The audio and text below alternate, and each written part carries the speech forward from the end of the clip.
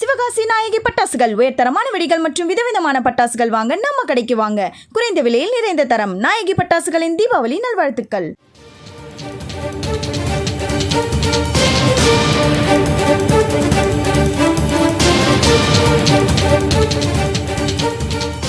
தற்போதைய செய்தி. தளர்வுகளுடன் கூடிய கொரோனா பொது முடக்கம் நவம்பர் 30ஆம் தேதி வரை நீட்டிக்கப்படுவதாக முதலமைச்சர் எடப்பாடி பழனிசாமி அறிவிப்பு வெளியிட்டிருக்கிறார். அண்மை செய்தியாக பார்க்கிறோம்.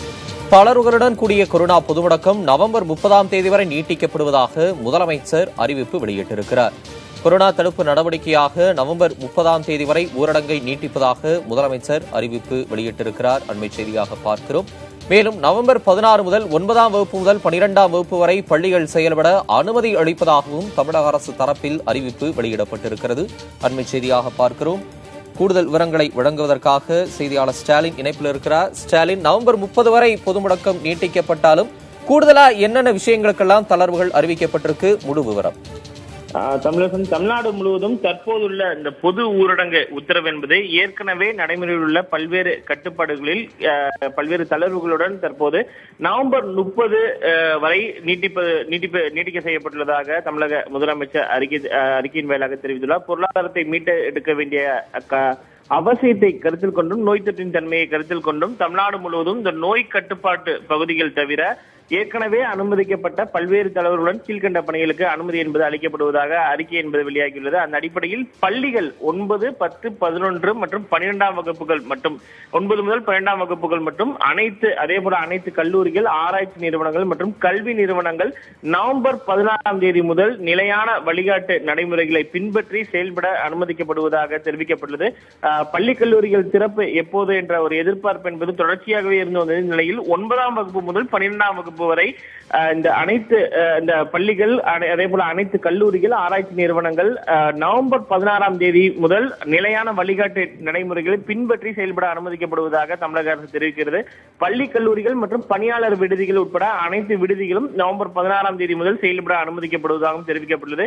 கோயம்பேடு வணிக வளாகத்தை பொறுத்தவரை தற்காலிக இடத்தில் தற்போது செயல்படும் பழக்கடை மொத்த வியாபாரம் என்பது நவம்பர் 2ஆம் தேதி முதலும், அதே போல பழம் மற்றும் காய்கறி சில்லறை வியாபார கடைகள் 3 கட்டங்களாக நவம்பர் 16ஆம் தேதி முதலும் கோயம்பேடு அங்காடி வளாகத்தில் அரசால் வெளியிடப்பட உள்ள நிலையான வழிகாட்டு நெறிமுறைகளை பின்பற்றி செயல்பட அனுமதிக்கப்படுவதாக தெரிவிக்கப்பட்டுள்ளது.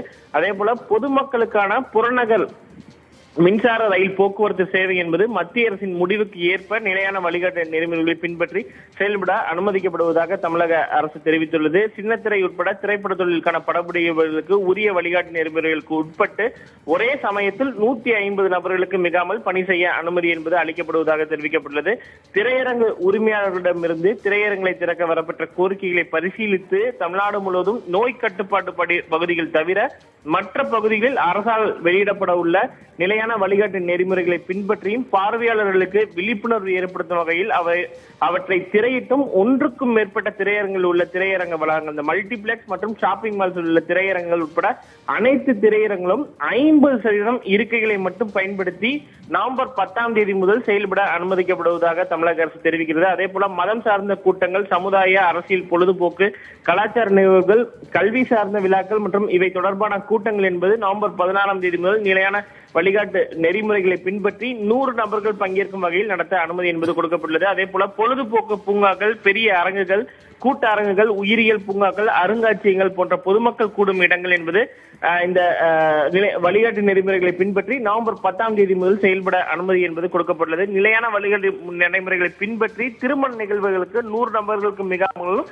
அதே போல இறுதி ஊர்வலங்களுக்கு 100 நபர்களுக்கு மிகாமலும் கலந்து கொள்ள அனுமதி என்பது கொடுக்கப்பட்டுள்ளது.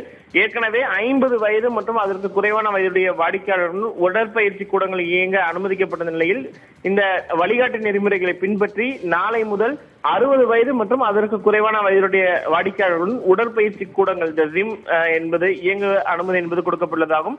தமிழ்நாடு முழுவதும் நோய் கட்டுப்பாட்டு பகுதிகள், இந்த கண்டெய்ன்மெண்ட் ஜோன் தற்போதுள்ள நடைமுறைகளின்படி எந்த விதமான தளர்வுகளும் இன்றி ஊரடங்கு முழுமையாக கடைபிடிக்கப்படும் என்றும் தெரிவிக்கப்பட்டுள்ளது. அதே போல ஏற்கனவே நடைமுறையில் உள்ள கீழ்காணும் செயல்பாடுகளுக்கான தடைகள் மற்றும் மறு உத்தரவு வரை தொடர்ந்து அமலில் இருக்கும் என்றும், நீச்சல் குளங்கள், கடற்கரை, சுற்றுலா தலங்கள் போன்ற பொதுமக்கள் கூடும் இடங்கள் மத்திய உள்துறை அமைச்சகத்தால் அனுமதிக்கப்பட்ட வழித்தடங்களை தவிர சர்வதேச விமான போக்குவரத்திற்கான தடை என்பது தொடர்ந்து நீடிக்கும் என்றும், வெளி மாநிலங்களிலிருந்து புதுச்சேரி மாநிலம் தவிர தமிழ்நாட்டிற்குள் வருபவர்களும் ஊட்டி, கொடைக்கானல், ஏற்காடு போன்ற சுற்றுலா தலங்களுக்கு செல்பவர்களும் தற்போது நடைமுறையில் இ பாஸ் நடைமுறை என்பது இ ரிஜிஸ்ட்ரேஷன் முறை என்பது தொடர்ந்து அமல்படுத்தப்படும் என்றும், தமிழ்நாட்டில் கொரோனா பரவல் குறைந்து வரும் சூழல் நீடிக்கவும் அதனை முழுமையாக தடுக்கவும் அனைவரும் தொடர்ந்து பாடுபட வேண்டும் என்றும், குறிப்பாக நோய் தொற்று குறைந்துள்ள நிலையில் பொதுமக்கள் பண்டிகை காலங்களில் அதிகமாக கூடுவதை தவிர்த்து விழிப்புணர்வுடன் செயல்பட வேண்டும் என்றும் தற்போது தமிழக முதலமைச்சர் தற்போது இந்த அறிக்கையின் வாயிலாக கேட்டுக்கொண்டுள்ளார்.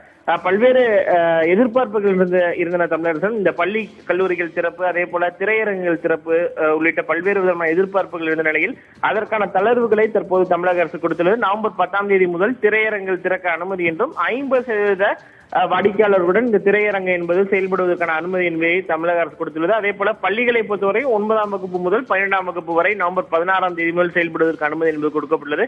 அனைத்து கல்லூரிகள், ஆராய்ச்சி நிலையங்கள் உள்ளிட்டவைகள் நவம்பர் 16ஆம் தேதி முதல் செயல்படுவதற்கான அனுமதியை தற்போது முதல்வர் அறிவித்துள்ளார். தமிழக சிவகாசி நாயகி பட்டாசுகள் உயர்தரமான வெடிகள் மற்றும் விதவிதமான பட்டாசுகள் வாங்க நம்ம கடைக்கு வாங்க. குறைந்த விலையில் நிறைந்த தரம். நாயகி பட்டாசுகளின் தீபாவளி நல்வாழ்த்துக்கள்.